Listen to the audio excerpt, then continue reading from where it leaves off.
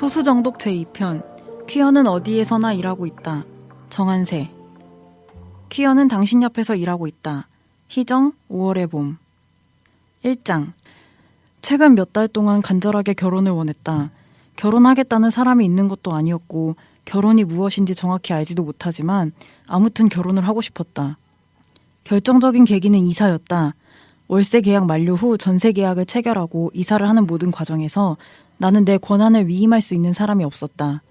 부동산에 가서 집을 구하는 것도 내 일이고 전세금 대출을 받으러 은행에 다니는 것도 내 일이고 월세 보증금을 돌려받지 못할 경우 어떤 절차를 밟아야 하는지 알아보는 것도 내 일이었다.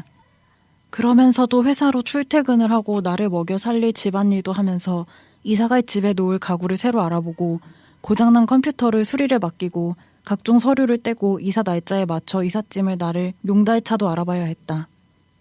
이 모든 것을 해결할 수 있는 가장 빠른 방법은 어디선가 40억이 떨어져서 집 한 채를 사고 이 일을 대신해줄 대리인을 단기로 고용하는 것과 결혼해서 모든 일을 행정적, 법적으로 위임 가능한 사람을 만들어내는 것 두 가지였는데 40억이란 돈은 어디서 떨어지질 않으니 결혼이라도 해버리고 싶었다.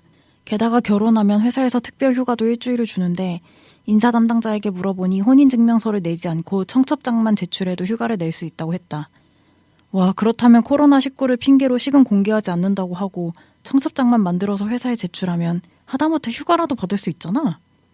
얼마나 절박했는지 그런 생각마저 들었고 가까운 법적 성별 남성 지인에게 연락해 이름 좀 빌려달라고 했지만 물론 거절당했다. 결국 아는 지인에게 가구 구매와 용달차 및 입주 청소 계약 등 당사자인 내가 꼭 필요한 일이 아닌 것들을 전부 부탁하고 나는 부동산 계약과 보증금 대출 등의 서류와 당사자가 필요한 일들 위주로 진행했다. 그러고도 변수가 너무 많이 튀어나와 근무 시간에도 사방을 돌아다녀야 했는데 다행히도 상사가 편의를 봐주어서 가능했던 시기였다. 이사를 집중적으로 준비해야 하는 약 2주간 나는 매일매일 되냈다. 결혼하고 싶다. 결혼하고 싶다. 결혼하고 싶다. 이 사회가 인정하는 법적 관계자를 갖고 싶다. 2장. 내가 다니는 회사는 보수적이고 근무 인원이 제법 많은 편에 속한다. 소위 말하는 대기업의 범위에 편입할 수 있을 정도의 규모인데 그래서인지 몰라도 사내 커플 부부도 몇 상 있는 모양이다. 나로서는 비록 계약직이더라도 인생 최초로 입사한 대기업이었는데 여러 가지로 좋은 것들이 많았다. 이를테면 시간의 수당 지급, 대직자와 날짜만 맞춘다면 특별한 이유를 묻지 않는 휴가, 찾아보면 의외로 많은 직원 복지 같은 것들.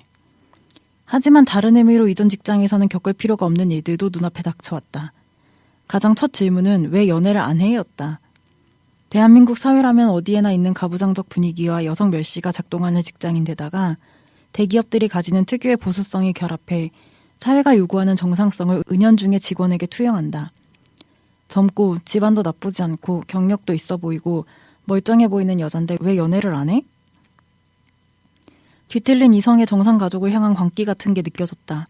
심지어 두어 번 드나들며 얼굴을 익힌 모 중년 남성은 우리 한세씨 다이어트 조금만 더 하면 내가 중신 서줄 수 있는데 라는 말을 하기도 했다.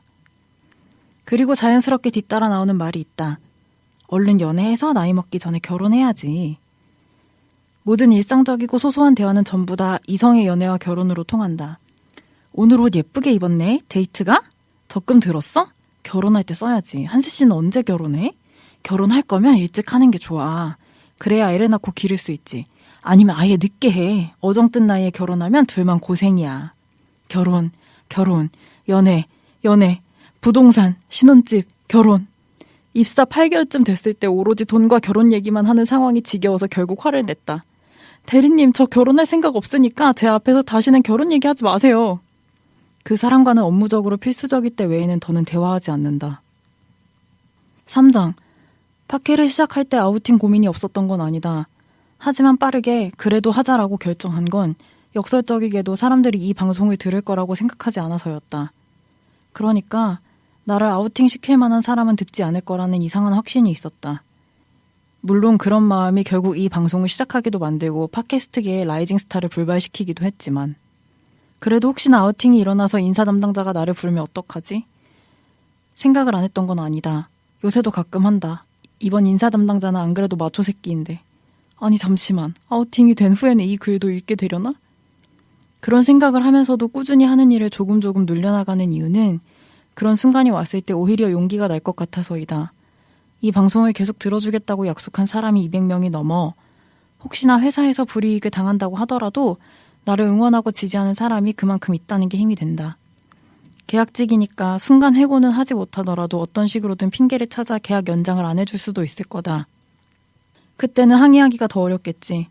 그런 것을 각오한다는 마음에 장착하는 동시에 그래도 회사의 누구도 내가 이런 활동을 하는지 모르는 채로 내가 원하는 시기까지 계약이 잘 연장되었으면 하는 마음이 있다. 모순이라는 걸 안다. 소수자에 대해 얘기를 하면서 더 많은 사람이 소수자와 그에 관한 이야기를 알게 되고 귀 기울이기를 바라면서 정작 나와 가까이 일하는 회사 사람들은 전혀 모르기를 바라는 마음. 하지만 퀴어인 나도 사람이고 21세기 대한민국 자본주의 사회에서는 자기 밥벌이를 하지 못하는 사람은 사람으로 쳐주지도 않는다. 안 그래도 여러 가지 소수자성이 겹친 상태로 살아가는 사람으로서 이런 정도의 마음은 이해받을 수 있기를 바란다. 사장, 뭘 또 이해를 받아? 내가 그렇다면 그런 거지. 안 그렇습니까? 이 글은 2021년 3월 17일 포스타일 북로그 소수에 연재되었습니다.